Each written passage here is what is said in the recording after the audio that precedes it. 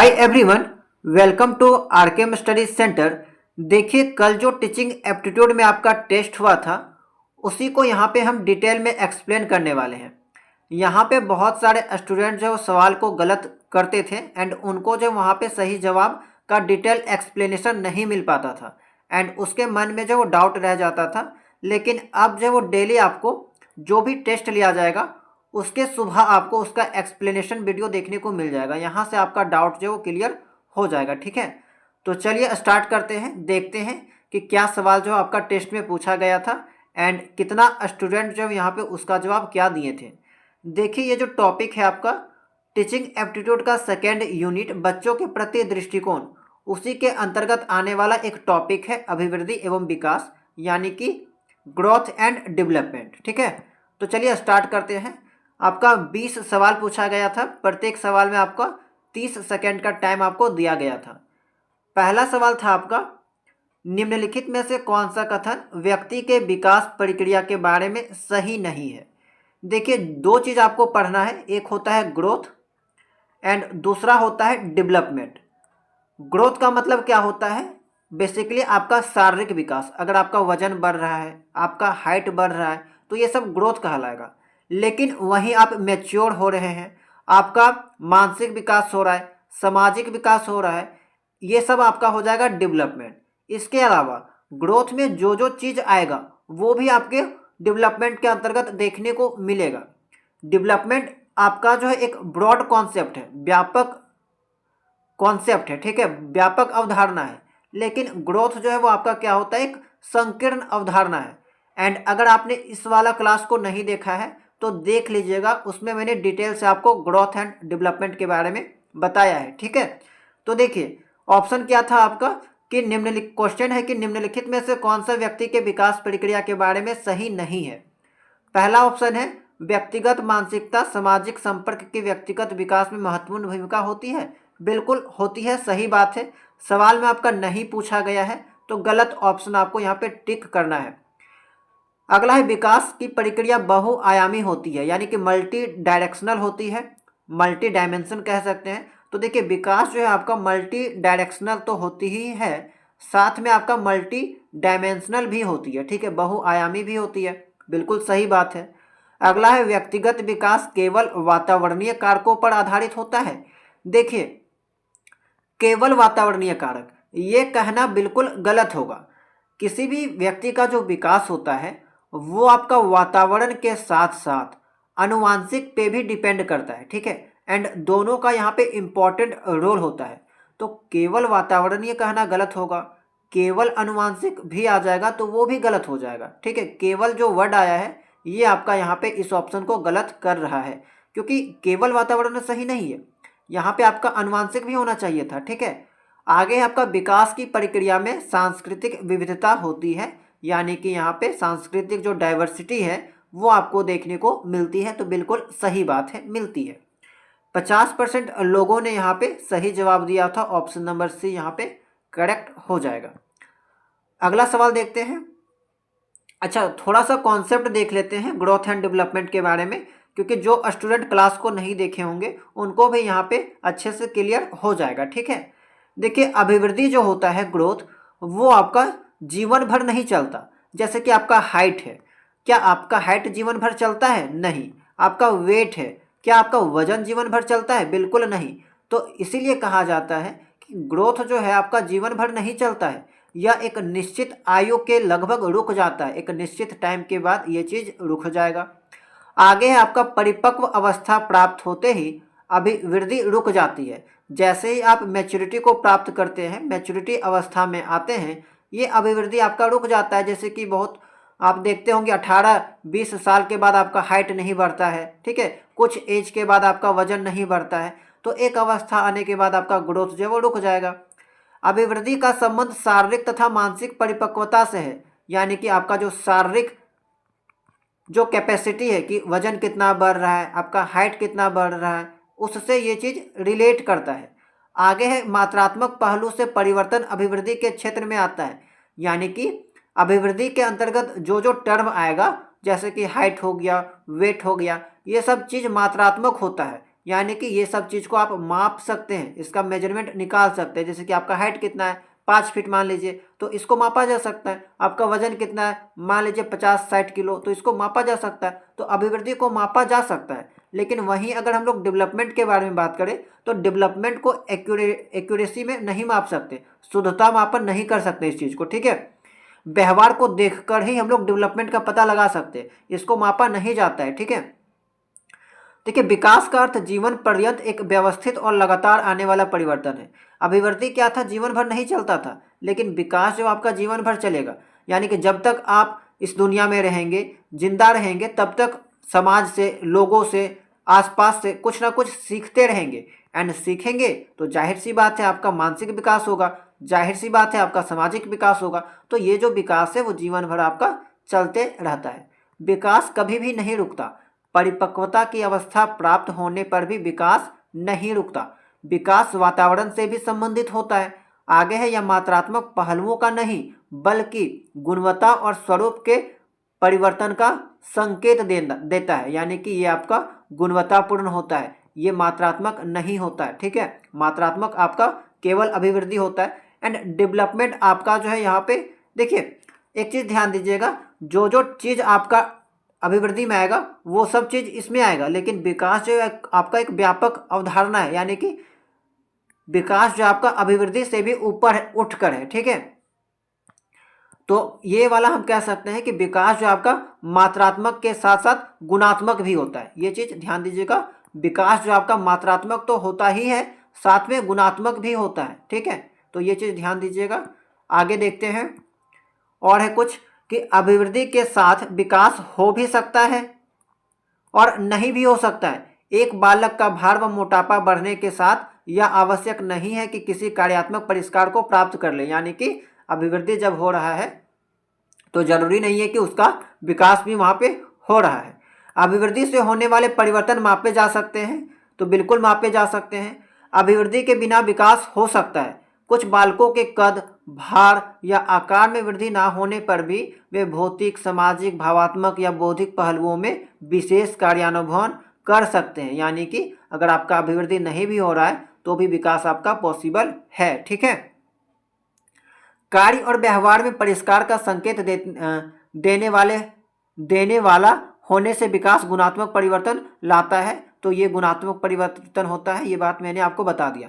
इसको अगर आप और भी डिटेल से पढ़ना चाहते हैं, ठीक है, सारा डाउट क्लियर करना चाहते हैं, तो आपका जो एक क्लास अपलोड है ग्रोथ एंड डेवलपमेंट करके, उस क्लास को आप पूरा देख लीजिएगा।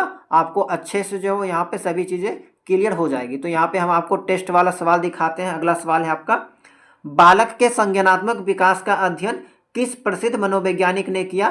तो देखिए, बालक के संज्ञानात्मक विकास का अध्ययन जो है वो पियाजे के द्वारा किया गया है, जीन पियाजे के द्वारा, ठीक है।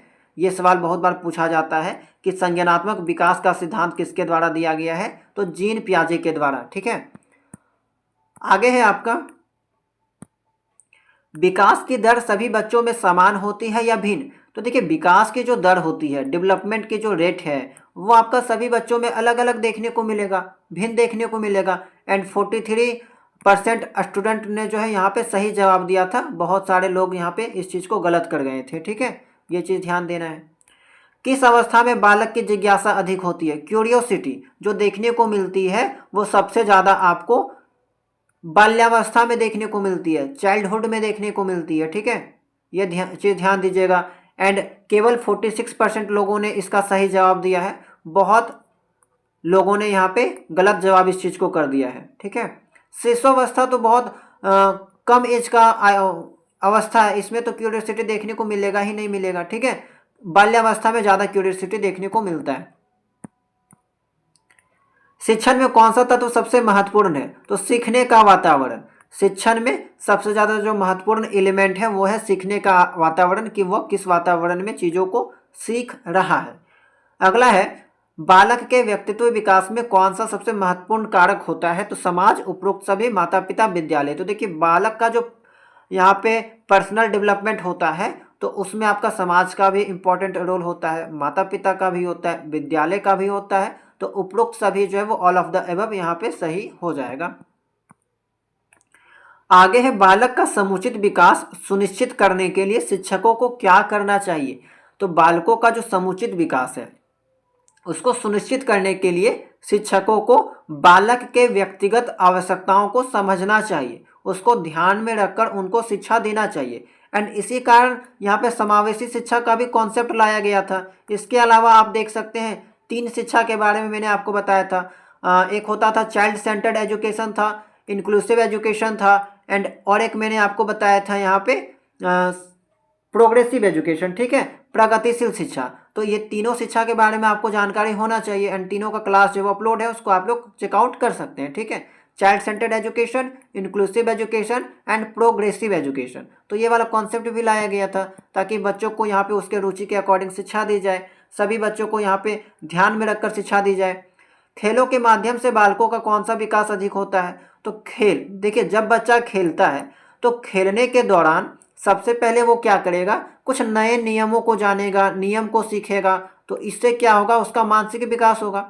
दूसरा चीज, खेल में वो बच्चा क्या करेगा, दूसरे बच्चों के साथ इंटरेक्ट करेगा एंड वहाँ पे ग्रुप में खेलेगा तो बहुत सारा बच्चा आपस में साथ में मिलजुल के खेलता है तो वहाँ पे सहयोगात्मक भावना देखने को मिलेगा एंड इस कारण से उसका सामाजिक विकास भी होगा। तो मानसिक विकास भी हो रहा है, सामाजिक विकास भी हो रहा है एंड इसके साथ साथ जब वो खेलेगा तो उसका शारीरिक विकास भी देखने को मिलेगा, उसके बॉडी में भी जो है वो फुर्तीला आएगा। तो कहीं ना कहीं तीनों विकास देखने को मिल रहा है। तो कहा जा सकता है कि यहाँ पे आपका ओवरऑल डेवलपमेंट यानी समग्र विकास देखने को मिलेगा।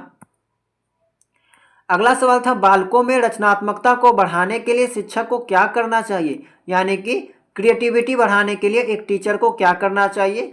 तो स्टूडेंट जो चीज़ कर रहे हैं उसको यहाँ पे स्वतंत्रता देना चाहिए ताकि बच्चे जो वो अपने अनुभव से, अपने ज्ञान से चीज़ों को करेंगे एंड उनमें क्रिएटिविटी की भावना जो है वो देखने को मिलेगी। देखिए बहुत लोग यहाँ पे 96% लोगों ने बिल्कुल सही जवाब दिया था, बहुत ही आसान टाइप का सवाल था, देख सकते हैं। एंड कुछ लोग हैं जो गलत जवाब यहाँ पे दे गए थे, जैसे कि उन्हें रटने के लिए कहना। मैंने आपको बताया है रटना जो शब्द है वो नेगेटिव वर्ड है, कहीं भी आपको ये वर्ड दिख जाएगा उस ऑप्शन को काट दीजिएगा। कठोर नियम लागू करने की बात कहीं भी नहीं की जाती है आपका, ठीक है। टीचिंग एप्टीट्यूड कह लीजिए, पेडागोजी जो सब्जेक्ट है आपका, इसमें आपको कहीं भी कठोर नियम रटने का बारे बात नहीं की जाती है। एंड आप इस चीज़ को टैग वर्ड वाला क्लास देख लीजिएगा, सभी चीज़ आपका क्लियर हो जाएगा। टैग वर्ड नाम से एक टॉपिक का मैंने वीडियो अपलोड किया है, उस क्लास को देखना बहुत इंपॉर्टेंट है, देख लीजिएगा अगर नहीं देखा होगा तो। अभिवृद्धि और विकास में क्या अंतर है, क्या दोनों समान है? बिल्कुल नहीं। अभिवृद्धि अस्थायी होता है जबकि विकास अस्थायी होता है, बिल्कुल गलत बात है। अभिवृद्धि मात्रात्मक है, बिल्कुल सही बात है। अभिवृद्धि मात्रात्मक है, विकास जो गुणात्मक है, बिल्कुल सही बात है। विकास गुणात्मक भी होता है, मात्रात्मक भी होता है एंड अभिवृद्धि केवल मात्रात्मक होता है। विकास केवल शारीरिक परिवर्तन को दर्शाता है। देखिए केवल शारीरिक परिवर्तन गलत हो जाएगा, विकास जो है वो शारीरिक परिवर्तन को दिखाता है, सही बात है, लेकिन केवल शब्द कहना ये आपका गलत हो जाएगा। ऑप्शन नंबर सी बिल्कुल सही। नेक्स्ट है कौन सा अधिगम सिद्धांत अनुभव से सीखने पर जोर देता है, यानी कि आप लर्निंग बाय एक्सपीरियंस, तो आप कह सकते हैं अनुभवात्मक अधिगम। एंड इस टाइप का सवाल आपके एग्जाम में आ चुका है, ठीक है। कौन सा कारक बालक के भाषा विकास को प्रभावित नहीं करता? देखिए भाषा विकास यानी कि लैंग्वेज डेवलपमेंट, तो परिवार से यहाँ पे प्रभाव पड़ेगा इस चीज़ में कि वो कैसा परिवार में रहता है, उसका परिवार में कौन सा भाषा बोला जाता है, तो इसी कारण से उसका भाषा डेवलपमेंट में इफेक्ट देखने को मिलेगा। खेल में यानी कि वो किस ग्रुप में खेलता है, कैसे बच्चों के साथ रहता है, जिस बच्चों के साथ खेलता है वे लोग किस भाषा को बोलते हैं, तो इससे भी इस बच्चा का भाषा प्रभावित होगा। संस्कृति, वो किस संस्कृति से बिलोंग करता है, कौन सा कल्चर अपनाता है, तो इससे भी उसके भाषा पे प्रभाव पड़ेगा। कौन किससे नहीं पड़ेगा ये पूछा गया है, तो रक्त समूह, ब्लड ग्रुप से कोई मतलब नहीं है कि आप किस भाषा को बोलते हैं, जाहिर सी बात है। एंड यहाँ पे जो है बहुत सारे स्टूडेंट सही जवाब दिए हैं 73%, लेकिन कुछ लोग जो है 12% एंड 10% पता नहीं क्या सोच के जवाब दिए हैं, बिल्कुल गलत दिए। यहाँ पे नहीं पूछा गया था क्या परिवार से नहीं पढ़ता, बिल्कुल पढ़ता है, थोड़ा सा अगर आप दिमाग लगाइएगा तो आपका यहाँ पे सही हो जाता। आगे है मानव विकास में कौन सा कारक महत्वपूर्ण भूमिका निभाता है? दोनों। देखिए यहाँ पे थोड़ा सा दिक्कत क्या हुआ था, ऑप्शन को जो है उल्टा करके लिखा गया था, ठीक है, ये ऑप्शन यहाँ पे गलत है, ऑप्शन कुछ ऐसा होता है। कि पहला ऑप्शन रहता आपका पर्यावरण, दूसरा ऑप्शन था आपका आनुवांशिकता, एंड तीसरा ऑप्शन था आपका ए बी दोनों ए बी, एंड चौथा ऑप्शन था आपका केवल सामाजिक परिवेश। एंड अगर अब सवाल पूछा जाए तो आपका जवाब होना चाहिए था दोनों ए एंड बी, एंड 51% लोगों ने बिल्कुल सही जवाब दिया था। ठीक है, देखिए मानव का जो विकास होता है वो आपका आनुवांशिकता एंड पर्यावरण दोनों का गुणनफल होता है, गुणन होता है। ठीक है, जैसे कि कह सकते हैं आनुवांशिकता जिसको हम लोग इनहेरिटेंस कह सकते हैं, ठीक है, एंड पर्यावरण इन्वायरमेंट कह सकते हैं, इस नाम से जान सकते हैं आनुवांशिकता। तो ये चीज़ आप ध्यान दीजिएगा, आनुवांशिकता एंड पर्यावरण दोनों का इंपॉर्टेंट रोल होता है। ठीक है, केवल पूछा जाए केवल आनुवांशिकता गलत हो जाएगा, केवल पर्यावरण गलत हो जाएगा। ठीक है, दोनों का यहाँ पे इंपॉर्टेंट रोल होता है, इन्वायरमेंट का भी एंड आनुवांशिकता का भी। ठीक है, हेरिडिटी जिसको कह सकते हैं, हेरिडिटी के नाम से जानते हैं। विकास की कौन सी विशेषता सही नहीं है? विकास क्रमबद्ध होता है, बिल्कुल सही बात है। विकास आपका सिस्टमेटिक वे में होता है। विकास बहुआयामी होता है, मैंने जस्ट में कुछ देर पहले बताया था, बहुआयामी भी होगा, बहुदिशात्मक भी होगा। ठीक है, बहुत सारे आयाम होते हैं जिसके थ्रू हम विकास को माप सकते हैं। आयाम जैसे कि मानसिक विकास हो गया, सामाजिक विकास हो गया, चारित्रिक विकास हो गया, बौद्धिक विकास, मानसिक विकास, बहुत टाइप का विकास होता है। विकास में व्यक्तिगत भिन्नताएं पाई जाती है, बिल्कुल सही बात है। डी भी सही है, सी भी सही है, ए भी सही है। नहीं पूछा गया है कौन सा सही नहीं है, तो विकास केवल बचपन में होता है, बिल्कुल गलत। मैंने आपको बताया विकास आपका जीवन भर चलते रहता है। ठीक है, अगला सवाल, बालक के भाषा विकास में कौन सा प्रमुख कारक भूमिका निभाता है? समाज और वातावरण, बिल्कुल सही बात है। बालक के भाषा विकास में आपका समाज भी इंपॉर्टेंट रोल निभाएगा। अब देखिए केवल माता पिता, ये कहना गलत होगा। जहाँ कहीं भी आपका केवल शब्द आ गया वो आपका लाइन गलत हो गया। माता पिता से यहाँ पे भाषा का विकास में देखने को मिलेगा, लेकिन केवल माता पिता कहना ये बात गलत हो जाएगा। आनुवांशिकता गलत है, आनुवांशिकता का यहाँ पे लैंग्वेज से कोई मैटर नहीं करता। भोजन और पोषण से भी लैंग्वेज यहाँ पे कोई इफेक्टिव नहीं होता, इफेक्ट नहीं पड़ता यहाँ पे इस चीज़ से। समाज और वातावरण बिल्कुल सही हो जाएगा कि वो कैसा समाज में रहता है, कैसा परिवेश में रहता है, वहाँ का लोग किस टाइप का भाषा बोलते हैं। ठीक है, नेक्स्ट संवेग, इमोशन का विकास मुख्य रूप से किस कारक पर निर्भर करता है? तो इमोशन किस परिवेश में रहता है, शिक्षा कैसा है, आनुवांशिकता, सभी चीज़ों पे आपका इमोशंस जो है वो डिपेंड कर सकता है। बिल्कुल सही बात है। शिक्षा बालक के सर्वांगीण विकास का साधन है, या किसने कहा? तो ये बात जो है महात्मा गांधी के द्वारा कही गई है। एंड हो सकता है इसका जवाब कहीं कहीं आपको जॉन ड्यू मिलेगा, लेकिन महात्मा गांधी आपका करेक्ट है। ठीक है, इसको आप सर्च करके भी देख सकते हैं, महात्मा गांधी आपका राइट आंसर हो जाएगा। इन्हीं के द्वारा कहा गया है शिक्षा बालक के सर्वांगीण विकास का साधन है। अगर बच्चा शिक्षा को ग्रहण करेगा तो उसका सर्वांगीण विकास पॉसिबल हो सकता है। आगे है, नकल द्वारा सीखने की प्रक्रिया को किस नाम से जानते हैं? नकल करना यानी कि किसी को फॉलो करना, किसी को अनुकरण करना। बहुत ही आसान टाइप का सवाल था। अनुकरण बिल्कुल सही हो जाएगा, 79% लोगों ने सही जवाब दिया है। प्रेक्षण, पता नहीं क्या सोच के लोगों ने जवाब दिया है, प्रेक्षण एंड परीक्षण ये सबको, तो 79% बिल्कुल सही गए हैं। आगे है, मानव विकास का कौन सा सिद्धांत सांस्कृतिक कारकों को अधिक महत्व देता है? तो सांस्कृतिक कारकों, जिनको नहीं भी पता होगा ये वर्ड के थ्रू जो है वो ऑप्शन को टिक कर सकते थे। सामाजिक सांस्कृतिक सिद्धांत, देखिए ये जो टॉपिक है, ये टॉपिक मतलब ये जो सवाल है वो जनरली आपका बीएड के कोर्स से लिया गया है। ठीक है, लेकिन बीएड एंट्रेंस एग्जाम में भी कभी पूछ लिया जाता है। ज़्यादा डिटेल में नहीं पूछेगा, बस पूछ लेगा कि सामाजिक सांस्कृतिक सिद्धांत जो है किसने दिया है? तो वाइगोत्स्की के द्वारा दिया गया है। उसी तरह संज्ञानात्मक विकास का सिद्धांत किसके द्वारा दिया गया है? जीन पियाजे के द्वारा दिया गया। तो बस कौन सा सिद्धांत किसके द्वारा दिया गया है उसका नाम पूछ लेता है, ज़्यादा डिटेल में नहीं पूछता है। ठीक है, बच्चे का विकास किस प्रकार का होता है? तो बच्चे का विकास क्रमबद्ध होगा। एंड विकास के बारे में बात करें तो विकास आपका जीवन भर चलते रहता है, गुणात्मक होता है, ये आपका गुणात्मक मात्रात्मक दोनों होता है। ठीक है,